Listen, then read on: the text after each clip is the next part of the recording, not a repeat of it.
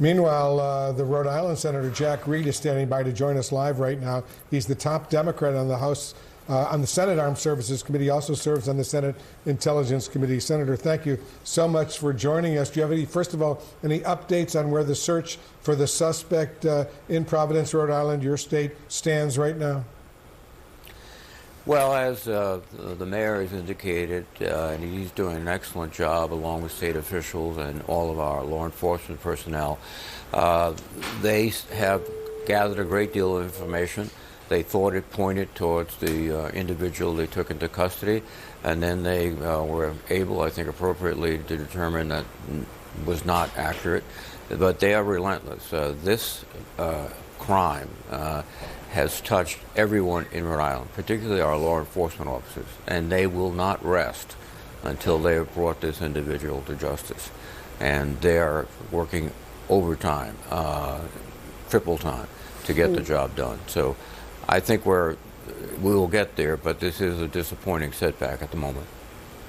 We were just talking to our colleague Evan Perez about the dynamic between federal authorities, the FBI, and local law enforcement. And Evan reported that there was some tension between the two. Of course, we know that the FBI Director Kash Patel came out and basically claimed credit for finding who they thought was the person. Turns out that person was released and is not a person of interest anymore. Have you heard anything about that kind of tension between them? No, my observations going over many years is that there is a very close coordination between the local FBI and every police department in the state and the state police. They work constantly together. They know each other. I know there's been some experts flown in to Rhode Island to help the investigation, but I'm not detecting any type of divisiveness. I think they're all committed to getting the job done. They want to get this person off the streets and then let justice take over from there. But I'm not picking up any of those signals. Senator Reed, have you heard any updates at all on the conditions of the 9 people injured in this attack? What can you share with us about them? Well, they are receiving the best care possible.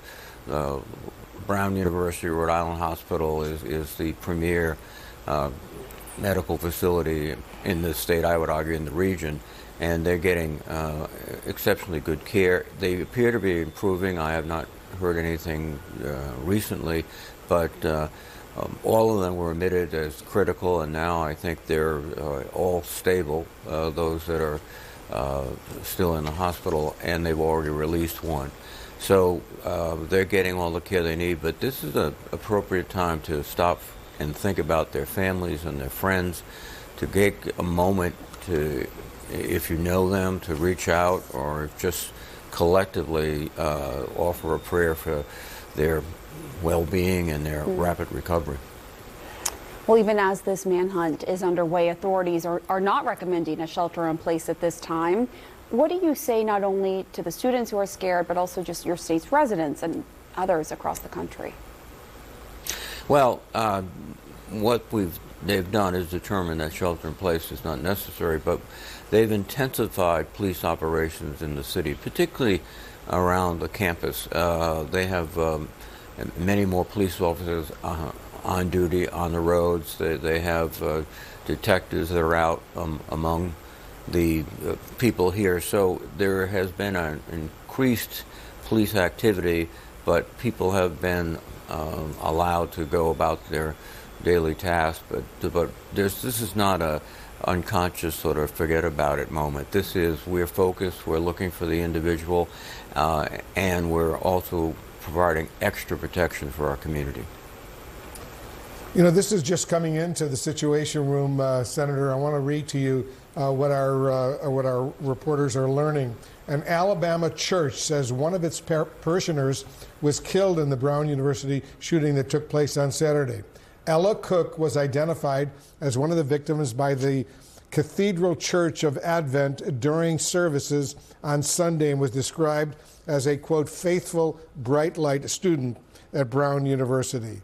I just wonder if you've heard that and you can add anything to that.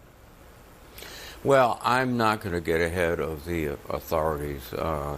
because this is not only a question of one family, but of all the families who've been injured. And they are making attempts, I think, to clearly notify every significant member of the family of what's happened. So I will not jump ahead of the authorities, particularly President Paxton Brown. I want to ask you about another topic that is very important, and I know that you're very focused on today. Your Republican colleague, Senator Rand Paul of Kentucky, says the U.S. should reconsider its military presence in Syria after that attack on 2 U.S. soldiers and an interpreter.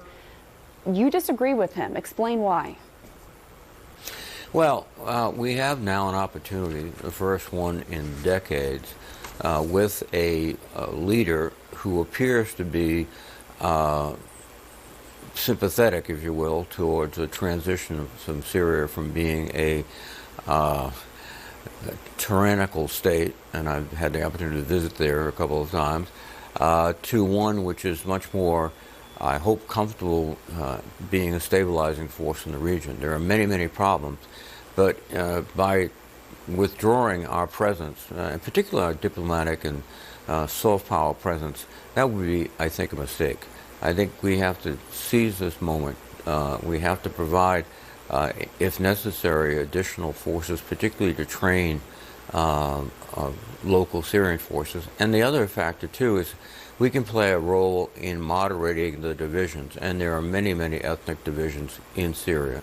So I think rather than stepping away, we have to step in, again, more soft power than hard power, but our presence can make a real difference.